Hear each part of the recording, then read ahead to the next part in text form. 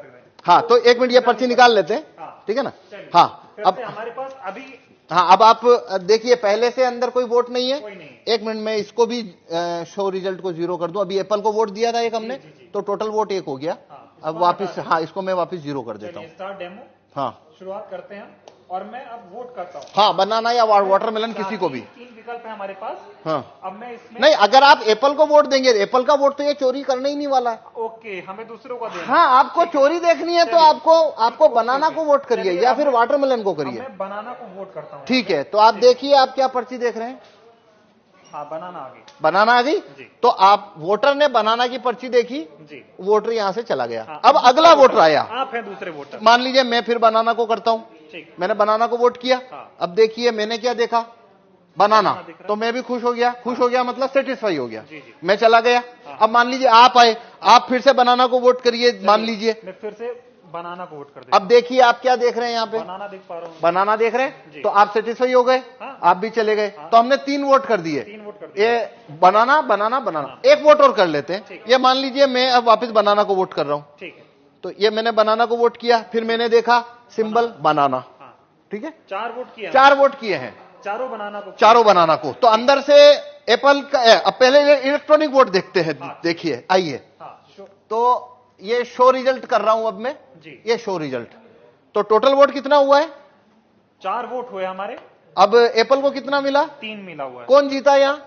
Apple. क्या आपने Apple को वोट दिया? नहीं दिया। मैंने भी नहीं दिया। हाँ, सभी ने तो बनाना को दिया था। सभी ने बनाना को दिया। लेकिन यहाँ पे तो एप्पल जीत गया है हाँ, और बनाना को तो 1 ही वोट मिला है। हाँ। तो अब हम देखते हैं इलेक्ट्रॉनिक वोट को कागज के वोट से मैच करते हैं, क्योंकि काउंटिंग के दिन भी ऐसा होता है। ठीक, ठीक है। हाँ। तो देखिए अब हम कागज का वोट देखते हैं। ये देखिए,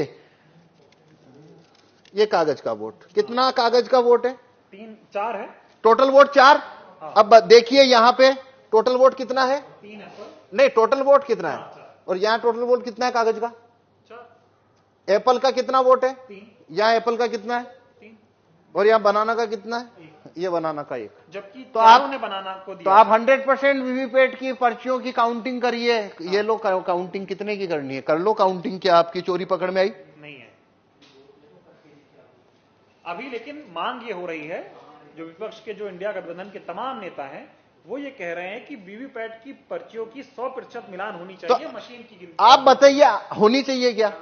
नहीं, इस क्या हिसाब मतलब से आप दिखा रहे, इसमें से तो आप साबित ही नहीं कर पाएंगे कि ऐसा गलत हुआ। भाई ये मैं ना खोलूं। हाँ। तो यहाँ पे तो ये होने के बाद में जो बनाना का कैंडिडेट है वो वोटर को बोलेगा भाई तुमने तो मेरे को वोट ही नहीं दिया। वोटर बोलेंगे हमने तो बराबर वोट दिया, पर्ची छपी हुई देखी। सवाल और है, अभी हम जब वोट डाल रहे थे तो यहाँ पे पर्ची ये एक ही दिख रही। हाँ, वही पर्ची बार बार कटनी चाहिए पर्ची, जो कि कटती पर नहीं, ऐसे वो होनी चाहिए। हाँ, पर उसको वोट फुल कट करेगा नहीं, क्योंकि उसको वोट जब चोरी करना है तो वो नहीं करेगा। हाँ, क्योंकि वो फिर पर्ची वहीं दिखती रहती है। हाँ हाँ हाँ, ये सारा खेल है। हाँ, ये सारा खेल है। और ये इसको जिस सीट के ऊपर आपको वोट जितना चोरी करना है वैसा उसमें कमांड आप भेज दीजिए तो वैसा होना शुरू हो जाएगा। कुल मिला के साबित होता है कि ईवीएम को आसानी से हैक किया जा सकता है। आसानी से इसमें वोट चोरी हो सकते हैं और वो कभी पकड़ में नहीं आएंगे, क्योंकि यदि मैं ये खोल के ना दिखाऊं तो आप कभी नहीं, ये साबित नहीं हो सकता कि वोट चोरी हुआ है। चुनाव आयोग खोलने देगा नहीं आपको? तो नहीं, चुनाव आयोग तो छूने ना देता। वो कहता है, वो जब लास्ट में काउंटिंग होती है तभी वो 5 हर विधानसभा में 5 वीवीपैट खोली जाती है। ठीक है, अभी ये बताइए कि 2024 का चुनाव, जिसे कहा जा रहा है कि लोकतंत्र और संविधान को बचाने का चुनाव हो रहा है, तमाम लोग ऐसा कह रहे हैं, अब की बार अगर बीजेपी को नहीं हराया, अब की बार सत्ता परिवर्तन नहीं हुआ तो बीजेपी ऐसी पार्टी है जो देश में चुनाव ही नहीं होने देगी। इस तरह के सवाल खड़े हो रहे हैं। इस वक्त में, ऐसे हालात में अगर ईवीएम से चुनाव हो रहा है तो कितना बड़ा खतरा आप देख रहे हैं? देखिए, ये भारत में अभी सारी 545 लोकसभा सीट के ऊपर जो चुनाव होने वाले हैं वो वीवीपैट से होने वाले हैं। हाँ। सभी में कांच है, वो काला है। सभी में लाइट की अवधि 7 सेकंड है। तो मतलब है ये अभी जो चुनाव है, वोट ईवीएम से चुनाव कराना, उसका कोई मतलब ही नहीं बनता। कोई भी मतलब नहीं बनता। जितना धांधली करना है उतना हो सकता है। 5 सीट करो चाहे 50 सीट करो चाहे 100 सीट धांधली करो, और वो कभी पकड़ में नहीं आएगा। इसीलिए हम ये, भाई आपने, अगर मैं ना गेट खोलूं, आपको पकड़ में आ रहा है?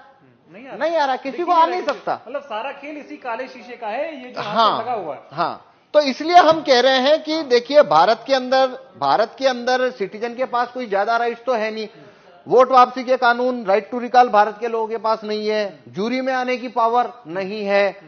और रेफरेंडम पावर, भारत में रेफरेंडम का पावर नहीं है। एक ही सिर्फ सिटीजन के हाथ में केवल एक ही लाठी है और वो है वोट देने का कानून। बस इतना सही तो है, न तो वोट वापस लेने का कानून है, न जूरी में आने का कानून है, ये सब तो है नहीं। अब वो एक ही तो कानून है जो सिटीजन की तरफ है, और उसको भी ईवीएम ने उसको भी मतलब डाउटफुल कर दिया। अब तो देखिए ये एक अलग बात है, वो तो एक लेबल होता है लोकतंत्र खतरे में है। भाई यहां वोटिंग खतरे में साफ दिख रही है। अब अगर लोकतंत्र जो भी होता है क्या होता है वो एक अलग बहस है कि आप लोकतंत्र किसे कहते हो, पर यहां भारत में जो भी है रूलिंग क्लास के पास सब कुछ है, वोटर के पास तो वोटिंग है, और ये वोटिंग जो है वो पूरी तरह से संदेह के घेरे में आ जाती है।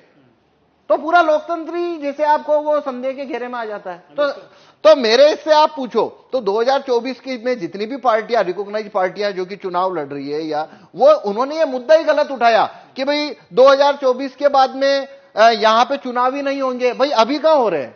आपने मुद्दा इसको बनाना था कि काला कांच जब तक है, हो रहा है, बस बटन दब रही है, नहीं तो वो अभी भी तो नहीं हो रहा है। भाई देखिए एक बात समझिए, जो व्यक्ति ये कहता है कि 2024 के बाद चुनाव नहीं होंगे, कि भाई क्यों? क्योंकि बीजेपी की अगर सरकार बन गई तो भाई तुम काला कांच जब तक है तो सरकार उनकी बनेगी, वो आप मतलब तो वो तो बात वही खत्म हो गई ना। वो अभी से खत्म तो आप वो मुद्दा चुनाव के बाद क्यों ला रहे हो?